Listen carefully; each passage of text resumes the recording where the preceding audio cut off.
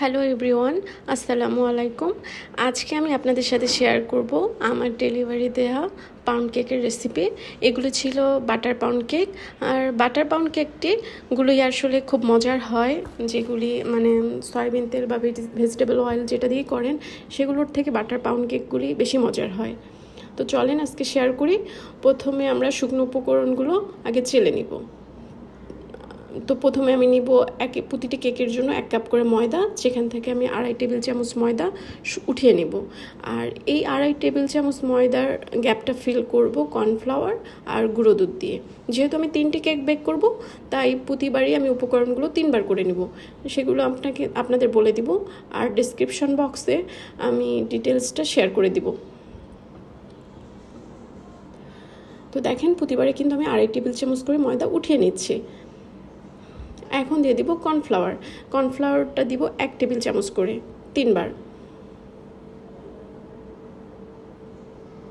এবার দেব গুঁড়ো দুধ যদি আপনারা এই 10 টাকার প্যাকেটটা ইউজ করেন তাহলে পুরোটাই দিবেন, কারণ 10 গ্রাম গুঁড়ো দুধ লাগবে, আর 10 গ্রাম গুঁড়ো দুধ হলো 1.5 টেবিল চামচ। তো এই 1.5 টেবিল চামচ গুঁড়ো দুধই একটা প্যাকেটে থাকে।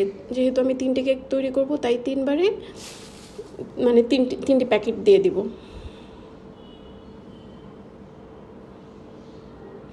এবার দিব বেকিং পাউডারটা দিব 1/2 টিস্পুন 3বারে। বেকিং সোডা 1/4 টিস্পুন, এটাও দিব 3বার।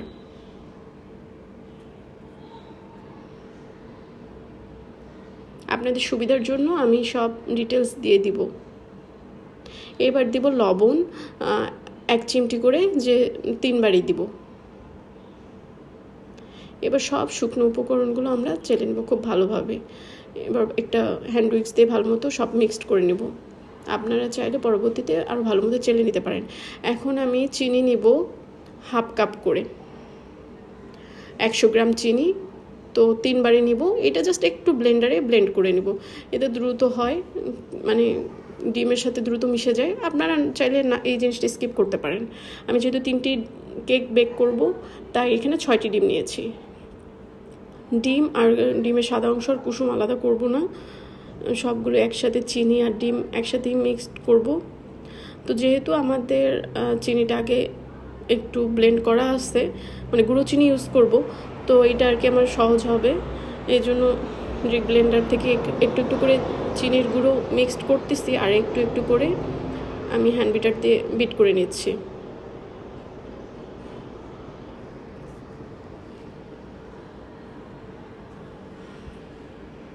আপনারা দেখলেই বুঝতে পারবেন।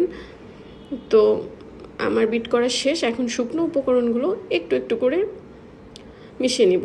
আপনারা বিট ততক্ষণই করবেন যতক্ষণ চিনিটা না গলে যায়। চিনিটা গলে গেলেই তারপর শুকনো উপকরণগুলো দিয়ে মিক্সড করা শুরু করবেন। গুঁড়ো চিনি ছিল, এই জন্য আমার দ্রুত আর কি চিনিটা গলে গেছে। এখন একটু একটু করে শুকনো উপকরণ দিব আর একটু একটু করে মিক্সড করব। যদি মনে হয় যে আপনাদের ব্যাটারটা ঘন হয়ে গেছে, তখন লিকুইড মিল্কটা আর কি অ্যাড করবেন। আর লিকুইড মিল্কটা পাউন্ড কেকে এমনিতেও লাগে, তো আমি আমার সুবিধা মতো টাইম অনুযায়ী মিক্সড করতে থাকবো। আর লিকুইড মিল্কটা লাগবে 1/3 কাপ, এক একটা কেকের জন্য 1/3 কাপ। যেহেতু আমি 3টে কেক করব, সো 3বারে নিব। আর এখন দিয়ে দিলাম বাটারটা লাগবে আমাদের 100 গ্রাম। যেহেতু আমার 3টা কেক, তো এখানে 300 গ্রাম বাটার আমি একটু মেল্ট করে নিয়েছি। মেল্ট করে রুম টেম্পারেচারে থাকা অবস্থায় এখানে দিয়ে দিচ্ছি।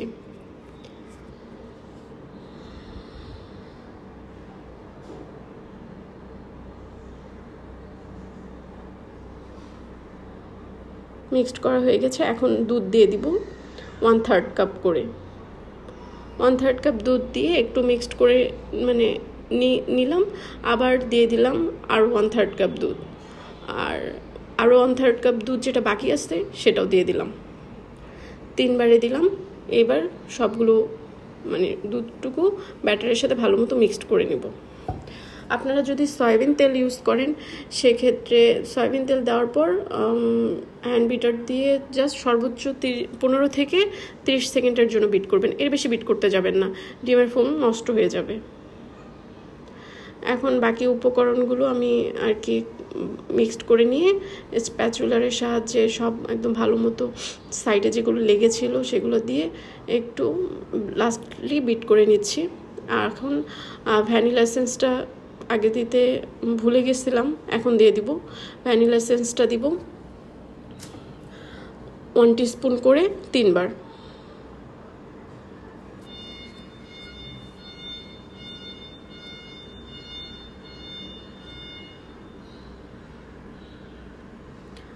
সো এটাকেও একটু বিট করে নিচ্ছি, মিক্সড করে নিয়ে লাস্ট আর একটা উপকরণ বাকি, সেটা হলো ভিনেগার।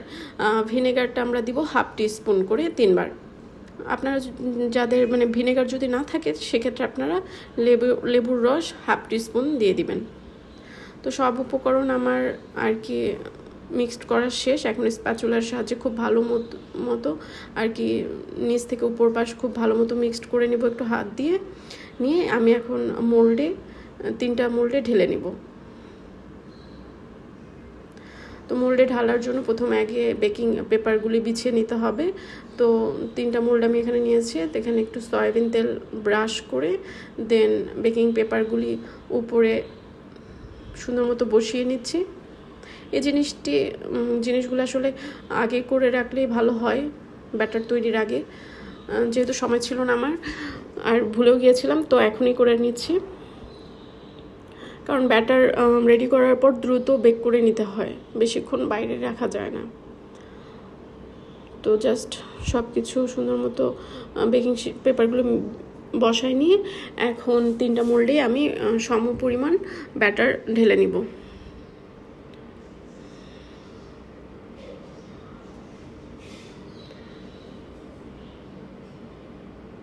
প্রথমে একটু আন্দাজেই বলতে পারেন যে ব্যাটারগুলি ঢেলে নিচ্ছি, দেন আমি কিচেন স্কেলে মেপে নিব যে সবগুলোর পরিমাণ ঠিকঠাক আছে কিনা,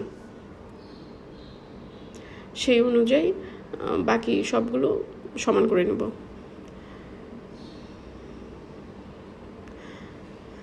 সবগুলো আমি ম্যাক্সিমাম 650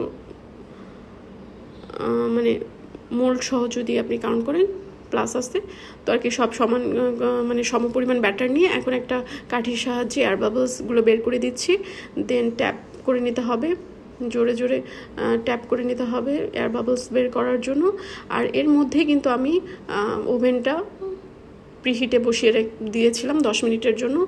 তো 170 ডিগ্রিতে আপ ডাউন হিট অন রেখে এখন আমরা একটা ওভেনে বেক করে নিব 170 ডিগ্রিতে 30 থেকে 35 মিনিটের জন্য।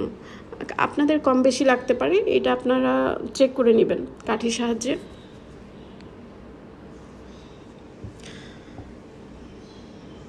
একটা কিন্তু ভালো কেকের সাইন হইলো এই যে উপর দিয়ে যে ফেটে যায় এই ব্যাপারটা, এটা কিন্তু আমরা কোনোভাবে কাট করিনি বা কোনো কিছু না, জাস্ট সুন্দর মতো বেক হয়ে এটার এই ধরনের একটা ক্র্যাক চলে আসছে। এখন আমি একটু চেক করে নিব যে সুন্দর মানে বেক হয়েছে কিনা ভালো মতো। তো যেহেতু কাঠি ক্লিন বের হচ্ছে তো ভালো মতোই বেক হয়েছে।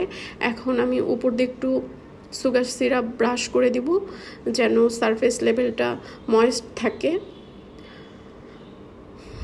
আপনারা এটা প্রথম গরম অবস্থায় করে ফেলবেন, দেন একটা সুতি কাপড় দিয়ে বা তোয়ালা দিয়ে ঢেকে ঠান্ডা করবেন। ঠান্ডা হওয়ার পর দেন ডিমোল্ড করবেন, গরম থাকা অবস্থায় ডিমোল্ড করতে যাবেন না।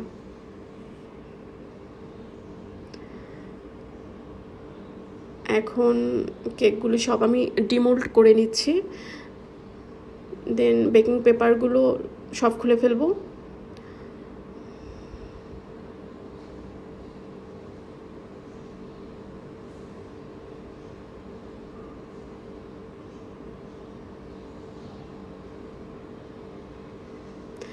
এখন আমার হাজব্যান্ডের একটু হেল্প নিয়ে কেকগুলো স্লাইস করে নিচ্ছিলাম, ও আমাকে স্লাইস আর প্যাকেজিংয়ে হেল্প করেছিল সেদিন।